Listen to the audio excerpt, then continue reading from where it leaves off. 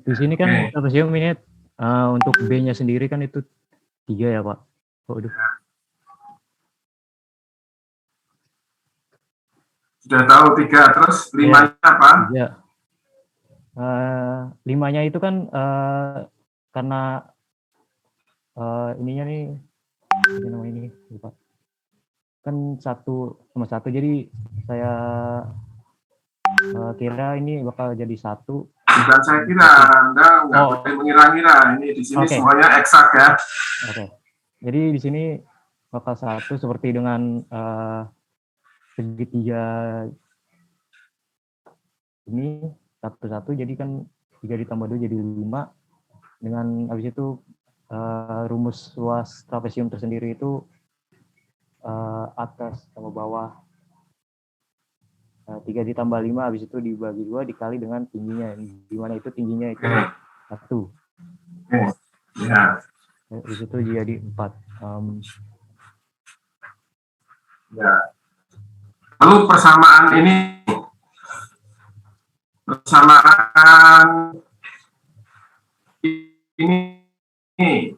ini dari mana ini persamaan ini? Kok beda dengan persamaan yang di atas ini? Ini persamaan di atas itu kan 3/2 dan 2/3. Ini kok pangkat setengah, pangkat kuadrat ini dari mana? Itu yang setengah itu kan dikeluarin gitu. Dikeluarin gimana? Iya. Keluarin gimana? Anda sudah menghitung angka ini, kalau Anda hitung betul ini angka ini, kalau Anda hitung betul angkanya ketemunya 0,076. Itu saya kecilin sih Pak, jadi 0,076. Kalau menurut Anda ini sama ini. Ini sama dengan ini. Pangkat 2/3, 3/2 itu sama dengan yang kuadrat pangkat setengah. Kok P-nya kok enggak ada pengaruhnya P-nya? Ini yang di bawah Pak. Oke, Anda coba ya, apakah ini persamaan ini sama dengan persamaan yang ini atau enggak? Ini yang saya pertanyakan.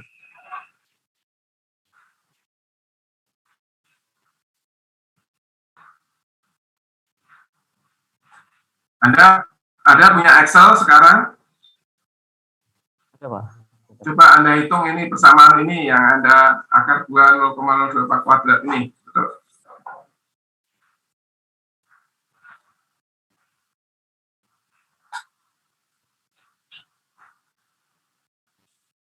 Jadi, apakah betul NI pangkat 3/2 kali PI per P komposit pangkat 2/3 bisa menjadi PI kali NI pangkat setengah, ya, per PI dibagi pangkat setengah.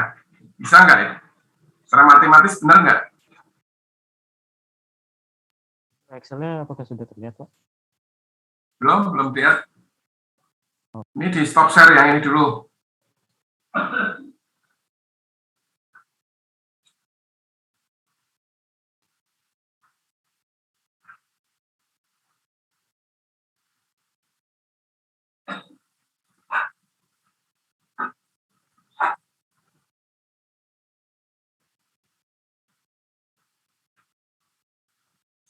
Gimana, sudah coba Anda hitung?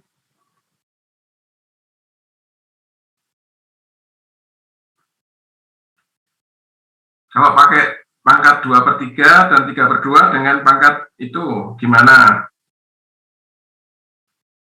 Pangkat setengah, sama enggak hasilnya?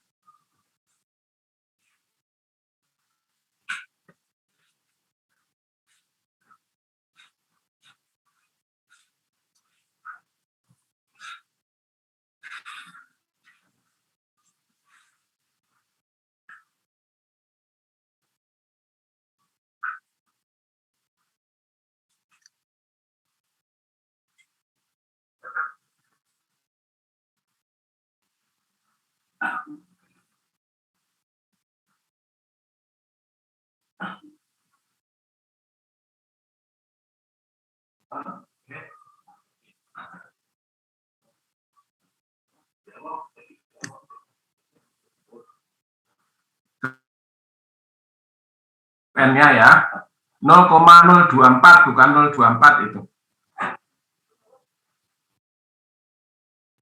0,0. Nah, N-nya, kemudian P-nya. Anda bikin tabel ya. P-nya. P-nya berapa? Akar 2, 3, dan akar 2, ya kan? 1,4, itulah, gampang. P1-nya kan 1,4. Akar 2 kan 1,4. Iya,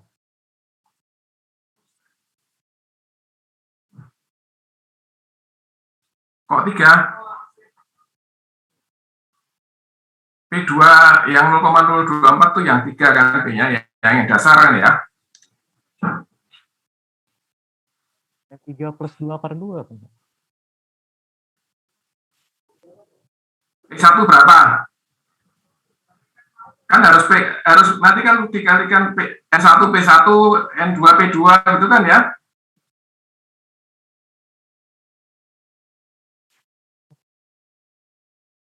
Gimana?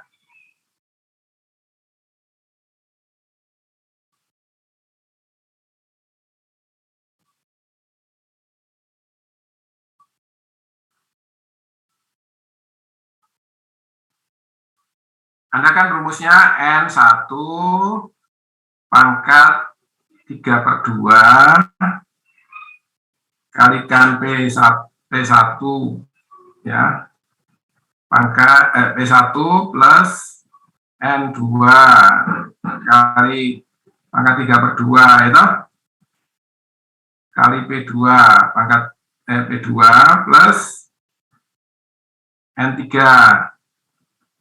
ya kan? 3/2 kalikan P3 gitu ya, dibagi sigma P1 ditambah P2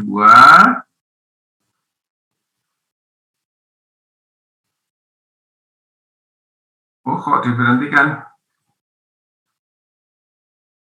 Mana Mas Dian Pratomoti?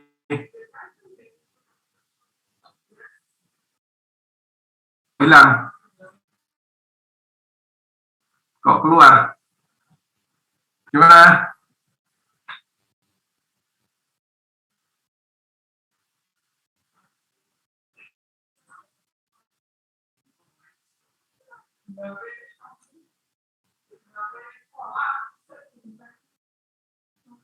Mungkin masih bermasalah koneksi, Pak. Mungkin, Pak.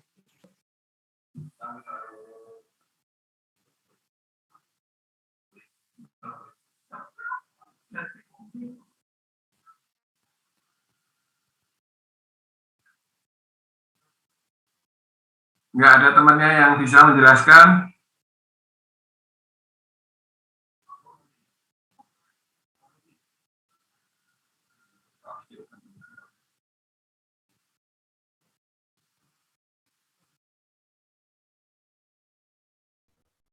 Gimana? Nggak ada yang temannya yang bisa menjelaskan? Atau ada temannya yang dekat teman belajarnya? Siapa yang bisa membantu? Pak.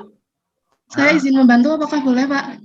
Silakan. Anda tadi punya pekerjaannya si ini, Dimas Pratomo enggak? Enggak, Pak. Kalau pekerjaan saya gimana, Pak? Enggak. Sama enggak dengan pekerjaan Dimas tadi? Sepertinya tadi ada yang beda, Pak. Oh, jangan. Ini yang sama. Ini soalnya saya pengen ini saya share, bisa nggak? Bisa lihat nggak? Saya share ini punya Dimas. Lihat, Pak. Ya. Ini punyanya Dimas tadi, kok beda dengan ini ya? Jadi punyanya Dimas tadi, ya, itu saya pengen bertanya, ini, jadi kalau pangkat 2/3, ini kan rumusnya pakai pangkat 2/3, 3/2, lalu bisa nggak dipindah jadi pangkat setengah ini? Boleh nggak? Sama nggak? Nggak boleh, Pak. Nanti hasilnya boleh, beda. ya? Ya, ini yang saya ingin sampaikan. Walaupun hasilnya itu 0,076 sama, tetapi ini itu salah. Ini hitungannya dia tadi kan 0,076. Tapi kalau saya lihat di sini hasilnya, ini nomor 2 nih, maaf. Sorry. Ini bukan nomor 1. Sebentar ya. Observe dulu. Nah, ini nomor 1-nya. Ya, nomor 1-nya yang tadi ya. Jadi saya ingin tahu boleh enggak gitu. Kalau ini tadi, ini kan pangkat 2/3, 3/2 ya. Sama enggak dengan pangkat setengah ini? Kan enggak sama ya, mestinya. Ya, beda. Mbak Gita, beda ya. Walaupun angkanya ini akhirnya 0,076 sama dengan punyanya Mas siapa tadi? Muhammad Brilian 0,076, tapi ini salah. Jadi kalau Anda mengerjakan nanti walaupun angkanya sama, tetapi cara mengerjakan ini salah, saya akan coret. Ini kan nggak boleh ya, Mbak Anggita. Ya. Mohon maaf Pak, tadi keputus. Ini tahu maksud saya ya Mbak Anggita ya? Iya Pak.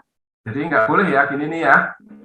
Oh iya, jadi salah ya Pak. Iya, ini saya mau tunjukkan kesalahan. Nah, ini untuk apa? Untuk supaya kita tahu kesalahan kita gitu ya. Ya. Walaupun angka akhirnya sama, tapi kalau jalannya tidak benar. Nah, yang kedua, saya ingin menunjukkan ini. Menunjukkan kenapa di soal nomor 2 menghitung komposit lagi gitu. Ini itu dari mana angka bisa memakai angka PI lalu angka 0,02 ini. Tadi kan ini hampir semuanya tadi seperti Mas Fidlian tadi juga memakai N komposit di rumusnya ini ya. Di rumusnya ini itu memakai tadi N-nya N komposit. Nah, kalau kita nulis N komposit mesti akan ditanyakan proses ini kan. Ya. Nah, ini proses ini juga proses yang ini tuh nggak perlu ngapain kan, saya N-nya kan sama, perlu buat N komposit ya. N-nya kan sama semua. Ya. Ada pertanyaan dari yang lain tentang ini? Saya ingin menunjukkan bagaimana pekerjaan yang menurut saya tidak benar, supaya Anda nanti tidak melakukan hal yang sama, ya. Kalau Mbak Gita mau menunjukkan pekerjaannya, silahkan. Nanti kita diskusikan, ya.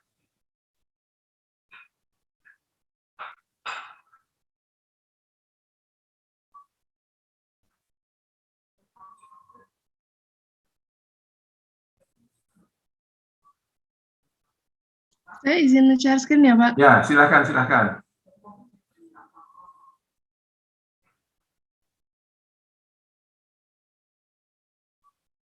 Ini apakah sudah terlihat, Pak? Ya, sudah. Agak dibesarkan bisa.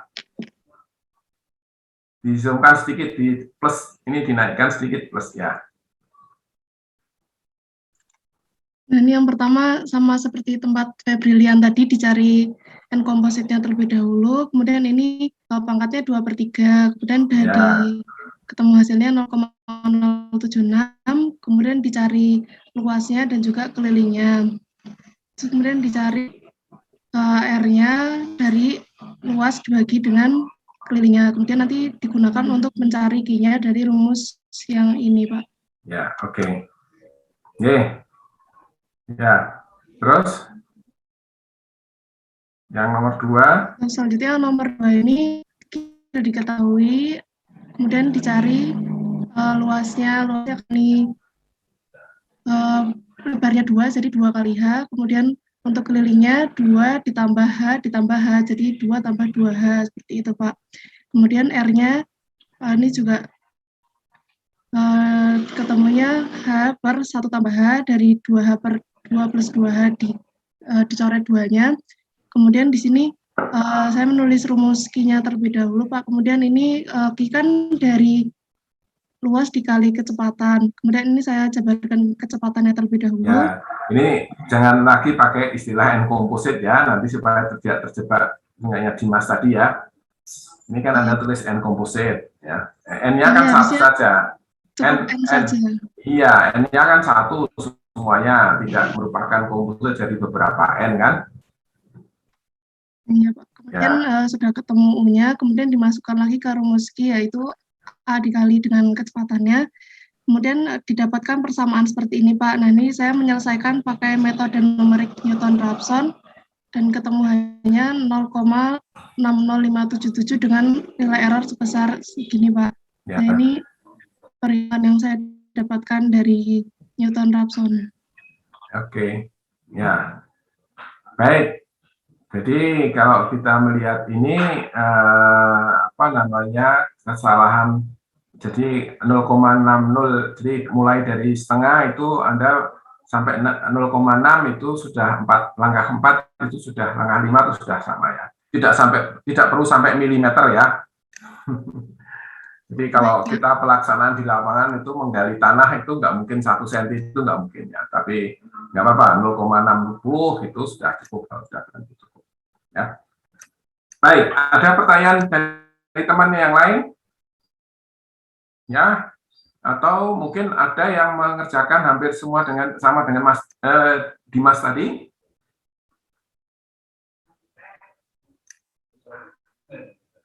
Ya, kalau ada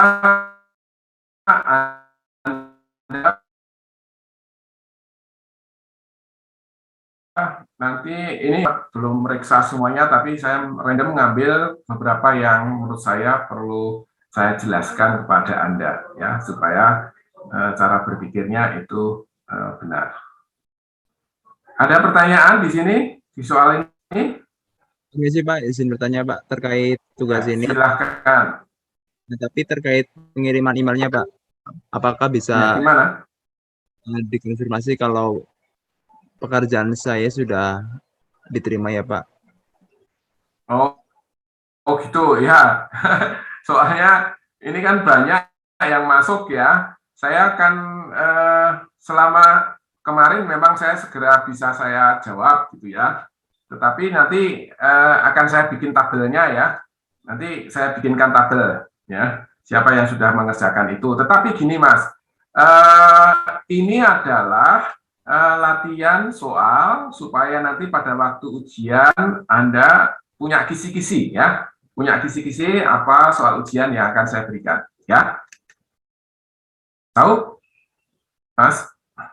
Oh ya, baik Pak. Ya, nanti saya bikinkan tabelnya, ya, yang sudah ngirim ke saya.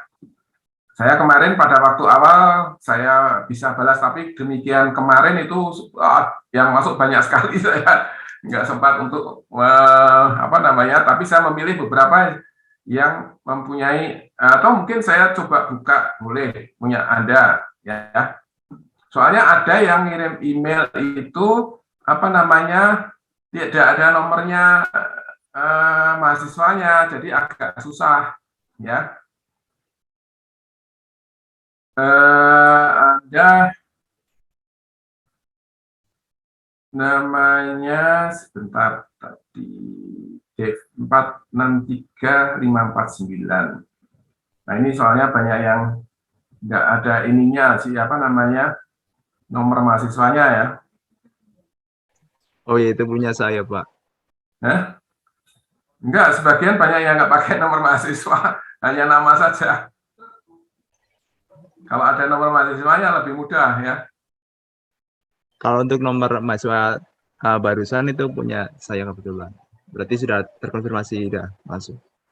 Oke.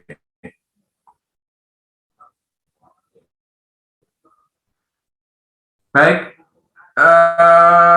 gini, saya akan melanjutkan lagi ya. Kita hari ini latihan soal lagi ya. Ada beberapa persoalan yang akan saya diskusikan dengan Anda. Ini sudah melihat Sudah, Pak. PowerPoint saya? Sudah masuk, Pak. Bentar. Saya ingin ini kemarin kita sudah diskusikan tentang ini ya, bentuk compound yang seperti ini. Pernah diskusikan belum? Jadi ini kalau kita mempunyai tampang sungai seperti begini, ya, tidak seperti yang komposit yang sudah kita diskusikan kemarin. Yang kemarin itu bentuknya komposit, ini agak berbeda, ya. Kalau di sini itu komposit kemarin menganggap U1 sama dengan U2 sama dengan U3, ya. Kita melihat dari ini U2 gitu. Ini di tampang 2, di sini U1. Ini tidak sama dengan U3. Karena apa? Karena kecepatan di tampang yang di bantaran sungai itu misalnya itu lebih rendah karena kekasarannya sangat tinggi. Nah, ini kita tidak bisa menganggap ini sebagai compound system yang tadi. Nah, oleh karena itu kalau yang seperti ini maka kita menganggap ini terpisah, ya. Ini A1 tersendiri, kemudian mempunyai P1 sendiri, N1 sendiri, sehingga kita mempunyai Q1 sendiri. U1 tidak sama dengan U2, tidak sama dengan U3, berarti di sini ada Q1 sendiri, debit sendiri, di sini debit sendiri, nah nanti kita jumlahkan. Debitnya merupakan penjumlahan. Ya.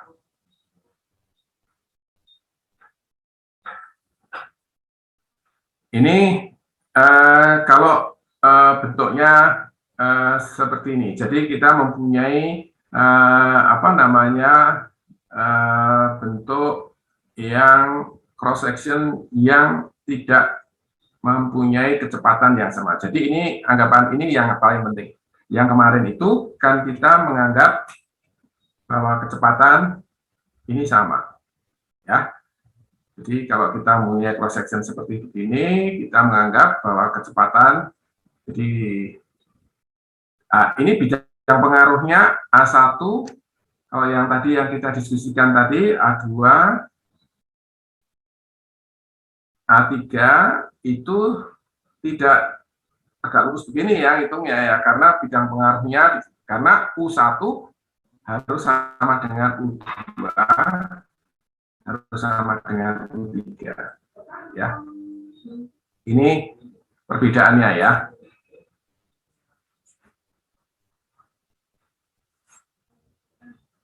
U2, ya, gitu. Jadi ini perbedaannya. U1 sama dengan U2, sama dengan U3, sama dengan U komposit. Kalau ini kita berbeda. U1 tidak sama dengan U2, tidak sama dengan U3, ya. Maka cara menghitungnya itu berbeda. Baik. Ini N, berbagai nilai N yang akan bisa kita pakai, ya. Ini adalah kalau saluran yang tidak diberi perkerasan tepinya, ya, itu natural channel, itu N-nya. Kemudian kalau di satu saluran yang mempunyai perkerasan tepinya, ya, dari konkrit, beton, ataukah batu bata, ya, atau aspal, ya, atau kayu misalnya, ya, atau yang bentuknya pipa, ya. Nah, sekarang tampang ekonomis, ya. Nah, ini kita latihan tentang tampang ekonomis, ya. Jadi tampang ekonomis itu adalah tampang yang mempunyai perbandingan antara B dan H yang optimal, ya. Nah, untuk bisa mendapatkan itu, maka kita harus minimalkan A, minimalkan P. Jadi kita mempunyai persamaan, kalau ini tampang persegi ya, untuk tampang persegi seperti begini, ini lebarnya B,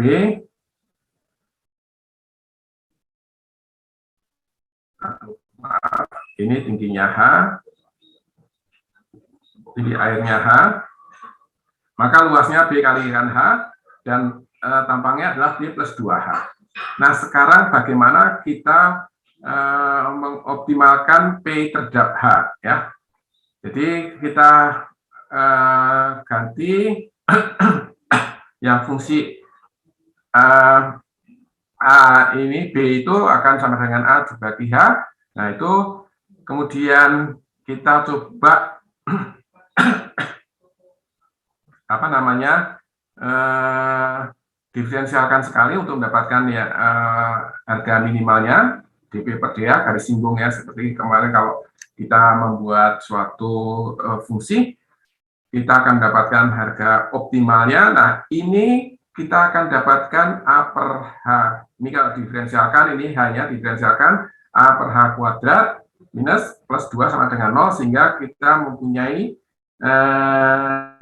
A sama dengan 2H, dan A itu sama dengan BH, sehingga B sama dengan 2H. Ini adalah yang optimal, ya.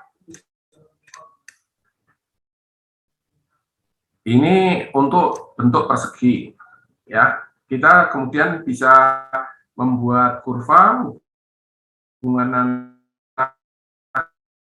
Q dengan Q maksimum, maka kita akan dapatkan Q itu dengan Q sama dengan Q maksimumnya.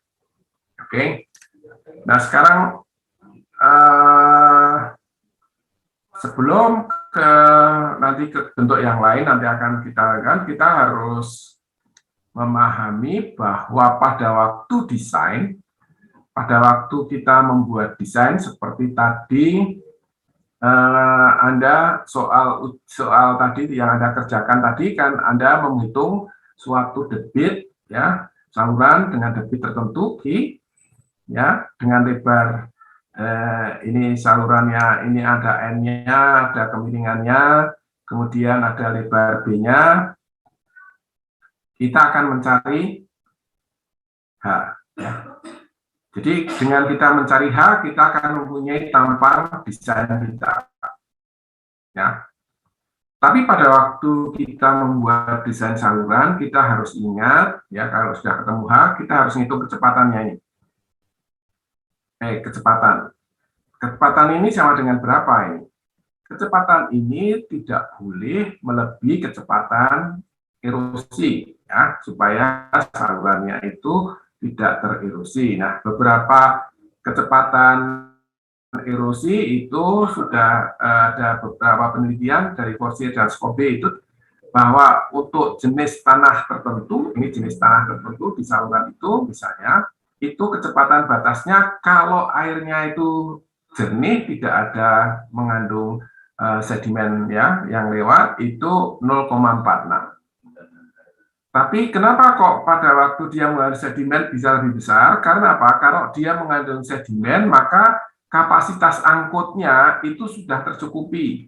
Maka dia tidak akan mengangkut lagi. Nah, kecepatan yang seperti ini, dia sudah kapasitas sedimennya tercukupi, maka dia tidak akan mengangkut lagi. Tetapi kalau di sini, itu bisnya itu masih kosong, maka dia akan mengambil sedimen dimasukkan ke bis, ya, dengan kecepatan itu. Jadi maka kita harus batasi. Kalau clear water, artinya tidak membawa sedimen apa-apa, ini adalah kecepatan batasnya. Untuk berbagai jenis badan saluran yang kita miliki, ya. Jadi kecepatan batas ini adalah salah satu yang kita pakai untuk mendesain. Nah, kemudian distribusi kecepatan kita sudah jelaskan kemarin, makanya kita mempunyai pada waktu kita diskusi tadi tentang kecepatan rata memakai rumus Jesse Manning itu, bahwa distribusi kecepatan ini tidak tidak sama dalam satu tampang, ya. Jadi semakin dekat dengan dasar saluran, ya, semakin dekat dengan dasar saluran itu terjadi gesekan yang besar. Dan di situ akan ada hambatan yang besar, maka kecepatan di dekat badan saluran itu lebih kecil daripada di atas, bahkan mendekati 0, ya. Kalau kita lihat kemarin distribusi kecepatan terhadap vertikal, di bawah ini visitasinya tinggi, ada distribusi kecepatan yang bentuknya itu parabolik ya pada zona laminer itu ya. Nah, jadi sekarang kalau kita menganggap suatu kecepatan yang rata, U rata atau V rata atau U rata itu, maka dia sebetulnya merupakan gabungan dari beberapa kecepatan kecil-kecil yang diratakan. Jadi ada U1 misalnya untuk suatu delta A tertentu. Ya. Ini ada debatnya di sini juga ada sendiri ya, delta A tertentu, ini ada punya sendiri. Nah, ini menggabungkan beberapa kecepatan itu menjadi satu U rata, itu harus ada koefisien koreksinya ya. Nah, kita ada koefisien koreksi tenaga kinetik, ada koefisien koreksi momentumnya. Nah, kalau kita hubungkan dengan tenaga kinetik yang sama dengan setengah mv kuadrat, ini V itu kecepatan ya, maka kita kalau lihat masing-masing kecepatan yang kecil-kecil ini, sebentar, ini dq sama dengan dA kali V ya, ini agak menggeser ini, nanti harus saya betulkan dulu, sebentar saya betulkan dulu. Supaya tidak setiap kali salah terus. Aduh.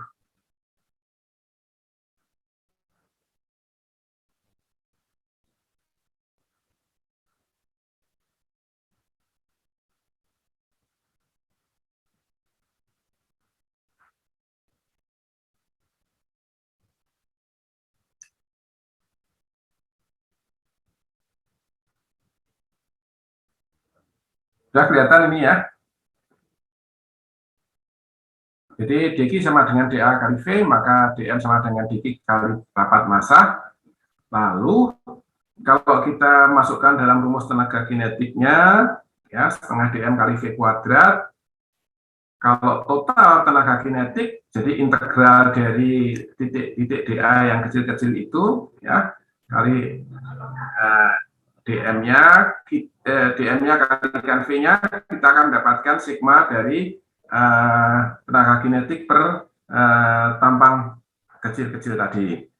Nah, itu sama dengan tenaga kinetik total. Nah, koefisien koreksi tenaga kinetik itu yang terdiri atas beberapa titik-titik yang kecil tadi, yang kecepatannya masing-masing itu menjadikan U rata atau V rata ini, maka ada koefisien alfa, ya. Koefisien koreksi tenaga kinetik yang namanya alfa. Itu besarnya sama dengan sigma V pangkat 3, V kecil-kecil masing-masing ya, dari 1 sampai N gitu, delta A-nya, ini VI harusnya kalikan delta AI misalnya, dari I sama dengan 1 sampai N misalnya, itu harusnya V3, V3-nya itu V kecepatan rata yang kita miliki, yang kita anggap tadi, kalikan A. Jadi ini adalah koefisien koreksi tenaga kinetik. Nah, sekarang kalau kita pakai persamaan momentum, maka ada koefisien koreksi momentum. Sama saja seperti tadi, dm-nya itu masing-masing per kecil-kecil itu sama dengan rho kali V kuadrat dA. Nah, kalau kita totalkan m-nya semuanya, itu sama dengan rho kali sigma V kuadrat masing-masing ini, jadi I sampai I untuk I sama dengan 1 sampai N gitu ya. Nah, untuk kecepatan ratanya itu dianggap total, ya. Yang tadi istilah Anda tadi komposit, maka kita membuat koefisien koreksi momentum beta itu sama dengan sigma V kuadrat delta A V kuadrat. Ya. Nah, ini alfa itu disebut sebagai koefisien Coriolis. Ya, kalau beta disebut koefisien Business. Ya. Itu yang biasa dipakai untuk kalau kita pakai persamaan momentum, memakai koreksi kecepatannya memakai beta, tapi kalau kita pakai persamaan energi, koefisien kecepatannya memakai alfa. Ya. Nah, nilainya itu bergantung dari ini alfa sama dengan ini kali epsilon itu perbandingan antara V ya besarannya. Baik, ini minimum rata alfa beta ya. Ini Anda bisa melihat di buku Cho misalnya, dan Cho. Nah, sekarang kita latihan ya. Sekarang itu tadi sama dengan yang tadi, sekarang itu kalau trapesium. Jadi kira-kira Anda bisa ya membuat kalau ini trapesium.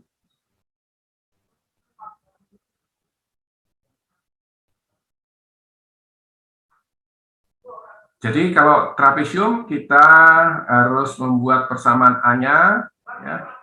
Ini MH, maaf. MH kali ya, ini. Jadi kita akan membuat persamaan ini kalau pakai iterasi Newton-Raphson ini nanti harus menjadi pangkat ya 11 mungkin, pangkat 11, polinom pangkat 11 kita bisa iterasi Newton-Raphson.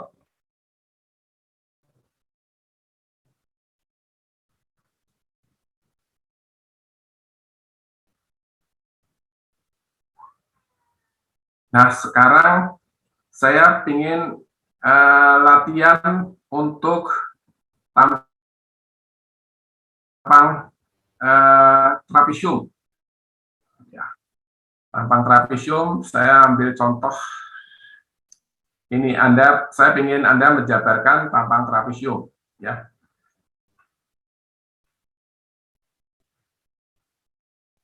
Jadi ini hitung kedalaman air kritisnya nggak perlu, ini nggak usah dulu, tapi ini saja. Tentukan dimensi ekonomi saluran. Ini soalnya, kita kerjakan sebentar. Pakai Excel nggak apa-apa ya, kalau mau Anda pakai Excel, lebih mudah, nanti Excel-nya tunjukkan di share di sini. Ya. Jadi saya mohon nanti mungkin tidak perlu dikirim ke email ke saya dulu, tapi Anda kerjakan, Anda save di file Anda dulu, pekerjaan nomor 1 yang kemarin dengan sekarang ini, ya. Nanti kita mempunyai dokumen yang baik, ya. Pada waktu ujian nanti Anda bisa menyertakan hasil pekerjaan Anda ini di dokumen ujian. Ada pertanyaan ini soal ini? Jadi kita punya trapesium, ya. Ini kemiringannya ya, 1 vertikal, 2 horizontal, ya. 1 vertikal, 2 horizontal begini, ya. Tentukan dimensi ekonomis apabila dia Q-nya itu 10 meter kubik per sekon.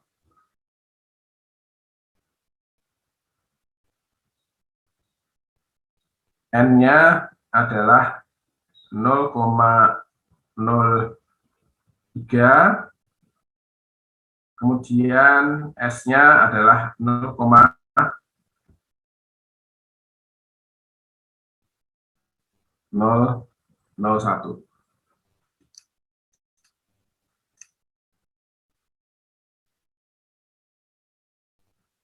Kita beri waktu 10 menit ya untuk Anda coba develop persamaannya. Tadi kita akan sudah tahu Anda mempunyai A dan P ya. Kemudian Anda coba untuk mendapatkan dP per DH.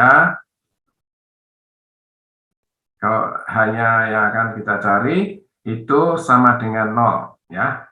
Lalu kita akan mendapatkan hubungan antara P dan H ya.